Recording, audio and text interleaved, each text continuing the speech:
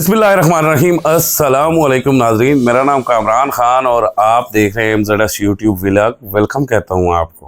Pakistan real estate के पिछले 10 सालों के जब एनालिसिस इकट्ठे करने के लिए मैंने स्टडी स्टार्ट की और मैं बैठ गया तो लास्ट 10 ईयर्स में मुझे कुछ भी नहीं मिल रहा था। लिहाजा थोड़ा सा मैंने पीरियड को बढ़ा लिया और मज़ीद 10 ईयर इसमें इंक्लूड कर लिए और मैंने स्टार्ट किया साल 2020 से लेके साल 2023-24 तक कितने प्रोजेक्ट्स ने डिलीवर किया, पहले उनकी बात करते हैं और फिर लॉस कितने बड़े हुए और कितने मुतासरीन हैं। इस हवाले से मैं अगले स्टेप में बात करने जा रहा हूँ। जब डिलीवरी की बात करूँगा तो आप लोगों को याद होगा कि ये जो जदीद टाइप का रियल स्टेट है ये बैरिया टाउन लेके आया था और बैरिया टाउन का जो पहला प्रोजेक्ट था ये 1997 यानी कि 1997 में ये शुरू हुआ था।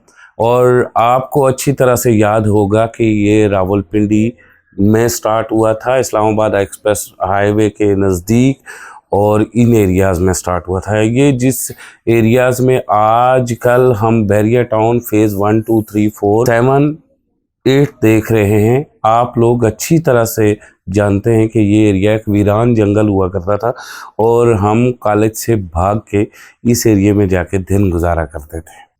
बहरहाल एनीवे ये तो एक पुरानी यादें भी थी साथ, लेकिन फिर साथ साथ आपने ये देखा कि कहीं जाके साथ साथ ही DHA भी लॉन्च हो गया और फिर DHA के साथ साथ DHA2 लॉन्च हुआ और साथ साथ फिर हमने 2008 में देखा कि DHA वैली लॉन्च हो गया। फिर हमने टॉप सिटी को लॉन्च होते हुए देखा, मुमताज़ सिटी को लॉन्च होते हुए देखा, गुलबर्ग को देखा, स्वां गार्डन को देखा, पाकिस्तान टाउन को देखा।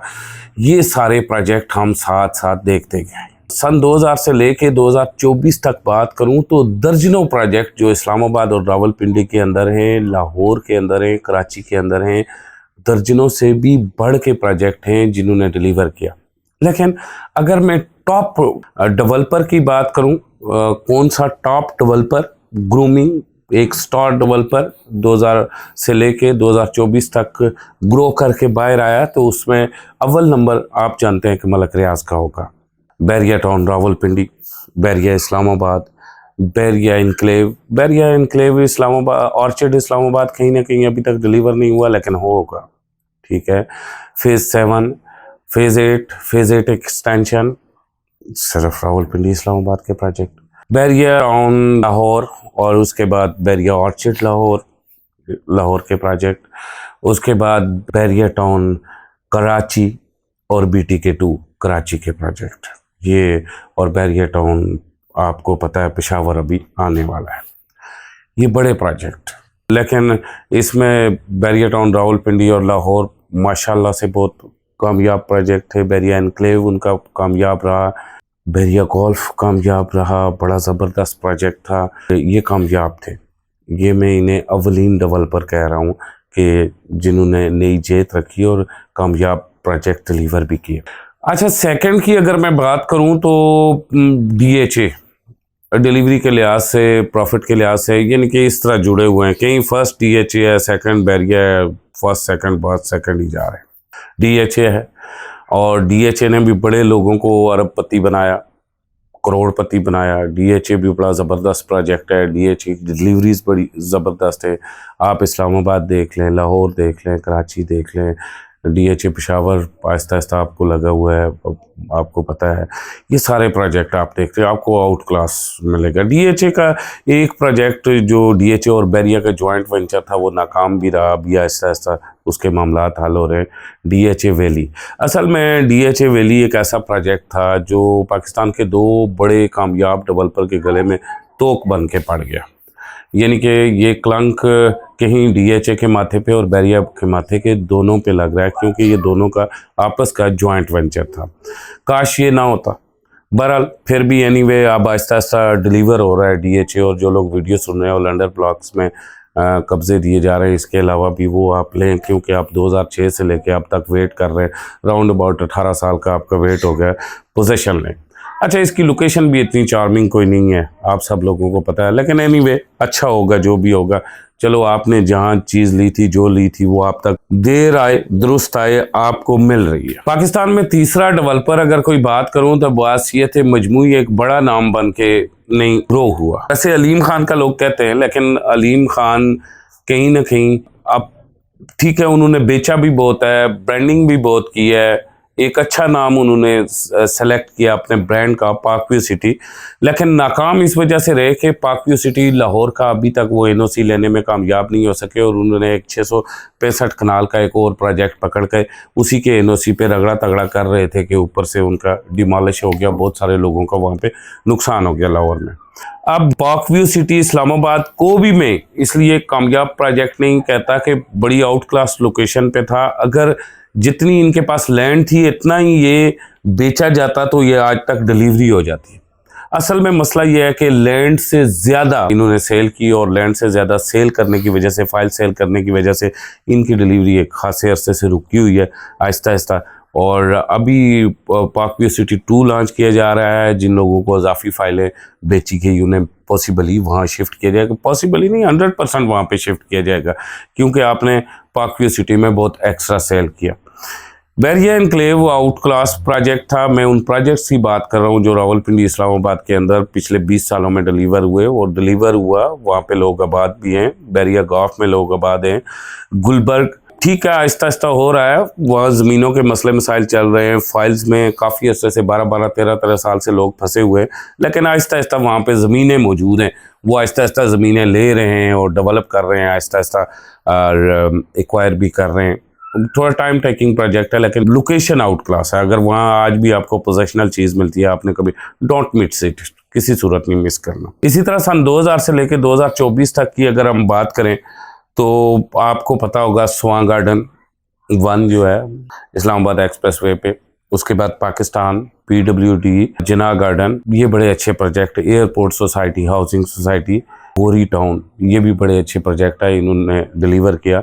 ऑलमोस्ट इनमें से कुछ लोगों ने 100% डिलीवर कर लिया, कुछ ने 80% डिलीवर कर लिया। ये वो कामयाब तरीन, यानी कि 10 साल नहीं कह सकते, 20 साल के अंदर जिन लोगों ने डेवलप किया, ये वो कामयाब तरीन लोग थे। फिर आप फैसल टाउन, इन्हीं पिछले 20 सालों में आपको नज़र आया फैसल टाउन, और इसके अलावा आपको और भी इस्लामाबाद के नज़दीक छोटे मोटे नज़र आए, जिसमें अस्करी का प्रोजेक्ट भी नज़र आया, बाकी भी, लेकिन एक बड़े वो उन्हें आप बड़ा डेवलपर या बड़े लेवल के प्रोजेक्ट आप नहीं कह सकते। CTA सेक्टर ने पिछले 20 सालों में खासा डेवलप किया। उसके बाद बहुत सारे नामों में अगर कहीं भी हम नाम जाके लेते हैं जो लोग कामयाब लोग हैं उनके लिए, तो उनमें मेरे ख्याल में लाहौर के भी कुछ बड़े नाम आते हैं और कराची के भी कुछ बड़े नाम आते हैं। लेकिन अगेन फिर पूरे पाकिस्तान में जहाँ जाएंगे बैरिया और DHA पहला नंबर ले जाते हैं। सो जो बिगनर्स हैं और रियल एस्टेट में जो नए इन्वेस्टर्स हैं, उन्होंने क्या करना है? देखें, उन्होंने ये करना है कि अगर आप पाकिस्तान रियल एस्टेट में आप ये देखना चाहते हैं कि पाकिस्तान रियल एस्टेट में अब तक मुतासरीन कितने हैं, तो अगर बड़े ब्रांड की बात करूं बैरिया की, तो राउंड अबाउट 6 लाख लोगों के पैसे हड़प कर चुका है। राउंड अबाउट 60-70 हज़ार इससे ज़ायद जो लोग हैं उसके मुतासरीन हैं इस्लामाबाद रावलपिंडी में। आपको मैंने बताया कि DHA वैली जो है वो बैरिया का एक जॉइंट वेंचर था DHA के साथ। 80,000 ओवरसीज़ पाकिस्तानी इसमें मुतासरीन हैं। बैरिया फेज़ 8 एक्सटेंशन में मुतासरीन हैं। इस्लामाबाद जो बैरिया आर्चर्ड बनाया गया उसमें भी बैरिया के मुतासरीन लोग हैं। राउंड अबाउट 1.5 से पौने 2 लाख बंदा मुतासरीन बैरिया का जो है वो पिंडी में बैठा हुआ है। 65 से 70 हज़ार मुतासरीन बंदा बैरिया का जो है वो लाहौर में बैठा हुआ है। और अगर कराची की बात करूं तो कम व बेश 1.5 लाख लोगों को प्लाट नहीं मिले।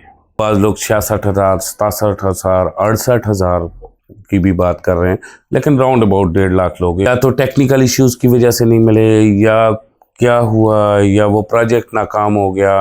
राउंड अबाउट 7-8 लाख प्लॉट है, मुतासरीन भी है, 7-8 लाख प्लॉट भी है जिसमें। इसी तरह अगर मैं DHA की बात करूं तो उसने भी खासे सारे प्लॉटों का निवाला मारा हुआ है। अलीम खान साहब ने खासे सारे प्लॉट खाए हुए हैं। यानी कि आप रियल स्टेट का जितना भी बड़ा ब्रांड हो ना, आप ये नहीं कह सकते कि कहीं ना कहीं उसके मुतासरीन नहीं है, मुतासरीन ज़रूर है। आपको क्या करने की ज़रूरत है? आपको ये करने की ज़रूरत है कि रियल स्टेट के अंदर स्मार्ट इन्वेस्टमेंट करने की ज़रूरत है, क्योंकि ये जो पीरियड है ना, बुकिंग वाला ख़त्म हो चुका है। बुकिंग से करके प्रॉफिट कमाने तक का पीरियड सन 2000 से लेके, आप अगर पाकिस्तान रियल स्टेट की हिस्ट्री पढ़ें ना, तो 1997 से लेके 21 तक, 2021 तक पाकिस्तान रियल स्टेट ने बहुत सारे सड़क छाप लोग जो मेरी तरह के थे उन्हें करोड़पति बनाया। लेकिन उसके बाद अब थोड़ा सा पाकिस्तान रियल स्टेट के ऊपर मुश्किल वक्त आ रहा है, और इस मुश्किल वक्त में भी ना स्मार्ट इन्वेस्टर कमा रहा है। यानी कि अब पोजेशनल प्रॉपर्टी का वक्त आ गया, अब बुकिंग वाली का नहीं आ गया। तो बिगनर्स इस वक्त पोजेशनल प्रॉपर्टी में जाएं, गैप तलाश करें, और जो ओरिजिनल जो लोग घर नहीं बना सकते वो बुकिंग की तरफ जाएं। वो सरकारी मुलाजम हैं या गल्फ में जो दरमों में कमाने वाले लोग हैं, 1500 दरम, 2000 दरम, 3000 दरम, ये वाले लोग 4000 दरम वाले, ये बुकिंग की तरफ जाएं, क्योंकि ये जेन्युइन वो लोग हैं जो घर नहीं बना सकते और जो ज़मीनें खासी महंगी नहीं खरीद सकते, ये बुकिंग टाइप में है। बाकी बुकिंग में आप अगर इन्वेस्टर जाएगा, बिगनर्स जाएगा, तो वो लॉस कर उठाएगा। उसने अब पोजेशनल प्रॉपर्टी की तरफ ही जाना है। आप मकान में जाएं, आप फ्लैट में जाएं, हाई राइज में जाएं, आप प्लाजा ख़रीदें, आप शॉप ख़रीदें, ठीक है ना, आप इस तरह की चीज़ें ख़रीदें। वीडियो मेरा ख्याल खासी लंबी हो गई। आप दोस्तों से गुजारिश है कि आपने मेरे इस चैनल को सब्सक्राइब करना है और वीडियो को लाइक करना है। इसी के साथ मुझे इजाज़त दें। खुदा हाफिज़।